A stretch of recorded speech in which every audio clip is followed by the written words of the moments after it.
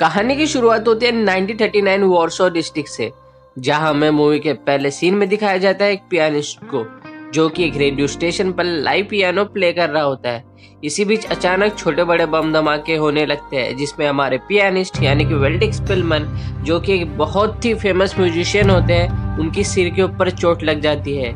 इसके बाद हम देखते हैं कि धमाके से घबराए हुए लोग रेडियो स्टेशन की बिल्डिंग से बाहर निकल रहे होते हैं, जहां पर स्पिलमन से एक लड़की मिलती है जिसका नाम होता है डोटा, और वह उसके दोस्त जूरे की बहन होती है और वह कहती है मुझे आपके पियानो बजाने की कला बहुत पसंद है। इसके बाद हम देखते हैं कि स्पिलमन अपने घर वापस आ चुका होता है और देखता है कि उसकी फैमिली सामानों की पैकिंग कर रही होती है वॉर्सो से बाहर निकलने के लिए, जिस पे स्पिलमन कहता है ये मेरा घर है, मैं यहीं मरूंगा।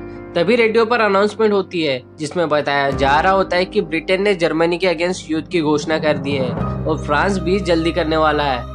स्पिलमन और उसकी फैमिली इसी अनाउंसमेंट को सेलिब्रेट कर ही रही होती है कि उनकी सारी की सारी खुशी हवा हो जाती है और हम अगले दिन देखते हैं कि नाजी जर्मनी ने पोलैंड पर कब्जा कर लिया है। इसी कब्जे के साथ नाजी जर्मनी ने पोलैंड में रहने वाले जूस लोगों के ऊपर ऐसे कई सारे प्रतिबंध लगा दिए हैं जिसको ना मानने पर उन्हें प्रताड़ित किया जा सकता है, जैसे कि वो 2000 जोल्टिस से ऊपर के पैसे नहीं रख सकते, पब्लिक प्लेस, पार्क और रेस्टोरेंट्स में जूस अलाउड नहीं है। ऐसे कई सारे प्रतिबंध उन लोगों पर लगा दिए जाते हैं। इसके बाद हम स्पिलमन और उसकी फैमिली को देखते हैं जिनके पास खाने तक के पैसे नहीं होते, जिसकी वजह से स्पिलमन को अपना पियानो बेचना पड़ता है ताकि वो और उसकी फैमिली कुछ खा सके। फिर हम देखते हैं स्पिलमन और उसके भाई को सड़कों के किनारे पर बुक्स बेचते हुए। किसी भी तरह की जॉब्स न होने के कारण दोनों भाइयों को रोजी रोटी का गुजारा करने के लिए बुक्स बेचनी पड़ती है जिसे कोई नहीं खरीदना चाहता। फिर हम देखते हैं कि एक जूस पुलिस वाला स्पिलमन के घर आया हुआ होता है जूस पुलिस में भर्ती की बात को लेकर, जिस पर स्पिलमन का भाई हेनरिक ये कहते हुए साफ मना कर देता है तुम चाहते हो कि मैं अपने लोगों को मारूं पीटूं, माफ करो, ये मुझसे नहीं हो पाएगा। फिर हम दूसरी तरफ देखते हैं कि एक फेमस म्यूजिशियन होने के कारण स्पिलमन को भी जॉब लग जाती है। इसके बाद हमको देखने को मिलता है कि कैसे जर्मन सेना जब चाहे तब किसी को भी मरवा देती है, और दूसरी तरफ हमें हेनरिक से यह भी पता चलता है कि जिसको पुलिस वालों ने उठवा लिया था कि कैसे जर्मन्स अब हमें एक बार फिर इस जूस एरिया से भी छोटे एरिया में शिफ्ट करने वाले होते हैं। और स्पिलमन को भी किसी तरह से ये पता चल जाता है अगर उनके पास एम्प्लॉयमेंट सर्टिफिकेट होती है तो वो इन सब से बच सकते हैं। स्पिलमन किसी तरह से एम्प्लॉयमेंट सर्टिफिकेट तो बनवा लेता है, लेकिन फिर भी खुद को और अपनी फैमिली को नहीं बचा पाता इस नए जूस एरिया में शिफ्ट होने से, जहाँ पर छत का कोई अता पता नहीं होता, खुला आसमानी छत और बिस्तर जमीन होती है। इसके बाद सीन शिफ्ट होता है और हम देखते हैं कि किस तरह जूस लोगों को, जिसमें बच्चे, बूढ़े, औरतें शामिल होती है, उन सबको ट्रेन में ठूस ठूस कर भरा जा रहा होता है। लेकिन इसी बीच स्पिलमन को एक पुलिस वाला उस जगह से खींचकर अपने पीछे ढकेल लेता है। ये वही पुलिस वाला होता है जो स्पिलमन के घर आया हुआ होता है और वह स्पिलमन से कहता है मैंने तुम्हारी जान बचाई है, भागो यहाँ से। स्पिलमन अब तक ये बात समझ चुका होता है कि वह अपना परिवार खो चुका है और ट्रेन में मौजूद सभी लोगों में से कोई भी जिंदा नहीं बचने वाला, जिसका दर्द हम उसके चेहरे पर देख सकते हैं। इसके बाद हम स्पिलमन को हर उस जगह पर जाते हुए देखते हैं जहाँ पे स्पिलमन रह चुका हो, काम कर चुका हो, इस उम्मीद में कि कोई शायद जिंदा बचा हो जिसे वो जानता हो। एक ऐसी जगह पे हम स्पिलमन को देखते हैं जहाँ पर वह काम कर चुका होता है। वहाँ पे उसे एक आदमी मिलता है जो कि एक अलमारी नुमा छोटी सी जगह पे छुपा होता है, जिसे स्पिलमन जानता होता है। और वह आदमी स्पिलमन से कहता है हमें कुछ दिनों के लिए यहाँ पर छुपना होगा, तब तक जब तक बाहर का माहौल कुछ शांत नहीं हो जाता। इसके बाद हम स्पिलमन को लेबर कैंप में देखते हैं जहाँ पे वह काम कर रहा होता है और साथ ही साथ नाजी जर्मन सेना के अत्याचारों को भी देख और सहन कर रहा होता है। इसी बीच लेबर कैंप में काम करते हुए उसे एक अपना पुराना दोस्त मिलता है जिसका नाम होता है म्योरिक, जो उसे बताता है कि किस तरह नाजी जर्मन सेना ने बच्चे, बूढ़ों, औरतों सभी को मरवा दिया गया है और सिर्फ हम जिंदा बचे हैं, मतलब जवान लोगों को जिंदा रखा गया है। हमें इस बात का फायदा उठाते हुए विद्रोह करना होगा, जिस पर स्पिलमन हामी भर देता है और वेपन्स की स्मगलिंग करने में मदद करने लगता है ताकि इसी वेपन का सहारा लेते हुए विद्रोह किया जा सके। इसके बाद हम मेवरिक और स्पिलमन को बात करते हुए देखते हैं, जिसके ऊपर स्पिलमन मेवरिक से कहता है, मैं यहाँ से बाहर निकलना चाहता हूँ और मैं किसी को जानता भी हूँ, क्या तुम हमें मिलवाने में मदद करोगे? जिसके ऊपर मेवरिक स्पिलमन से कहता है, यहाँ से तो बाहर निकलना आसान है, लेकिन इसके बाहर जिंदा रहना, सर्वाइव करना काफी मुश्किल है। फिर हम देखते हैं कि मेवरिक स्पिलमन को किसी तरह जूस गेटो और लेबर कैंप से बाहर निकलवा देता है और अब स्पिलमन बाहर आ चुका होता है और उन लोगों से मिलने जाता है जिन्हें वो जानता है, यानी ना गॉडलेस्का जो कि एक सिंगर होती है और उसके हस्बैंड आंजे बोगोस्की जो कि एक एक्टर होते हैं। ये दोनों मिस्टर जेप्सन्स्की की मदद से स्पिलमन के सुरक्षित जगह पर रहने का इंतजाम करवा देते हैं, एक फ्लैट में जो कि एक जूस गेटो वॉल और लेबर कैंप के पास होता है। और मिस्टर जेप्सन्स्की स्पिलमन को एक इमरजेंसी एड्रेस देते हुए ये बताते हैं, अगर कुछ हो जाए तो इस एड्रेस पर चले जाना।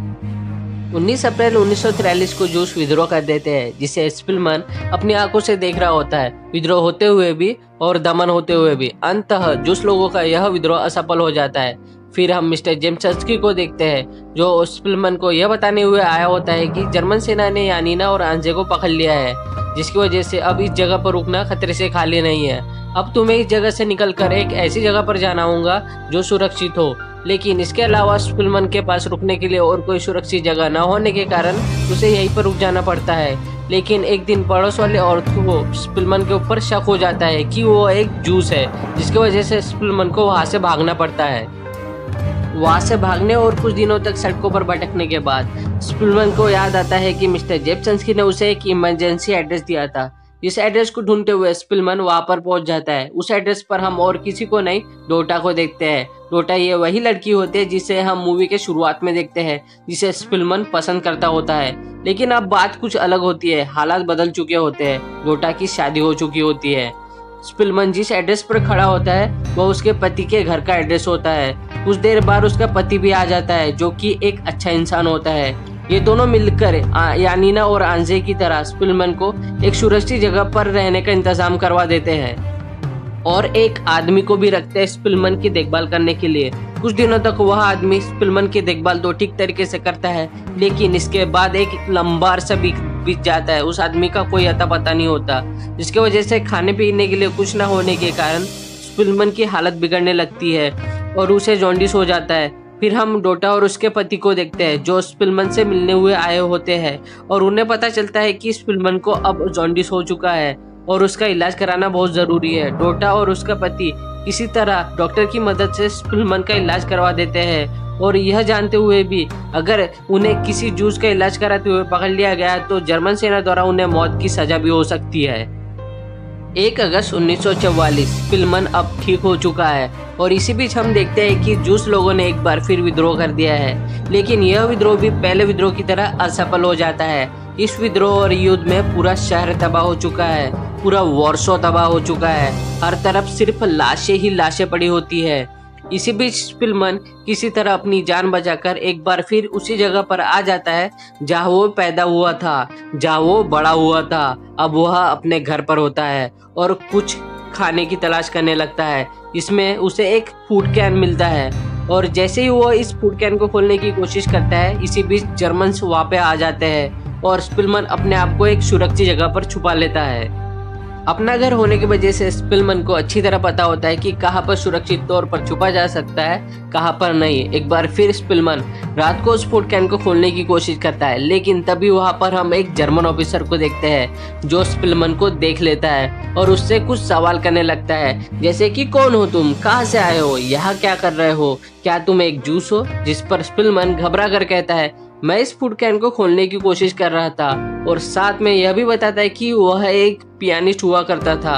और इस बात पर वो जर्मन ऑफिसर स्पिलमन को उस घर में रखे एक पियानो की तरफ ले जाकर कुछ बजाने के लिए कहता है। इसे स्पिलमन बड़ी शिद्दत के साथ बजाता है, जिसे देखकर जर्मन ऑफिसर बहुत खुश हो जाता है और स्पिलमन को छुपने के लिए कहकर वहां से चला जाता है।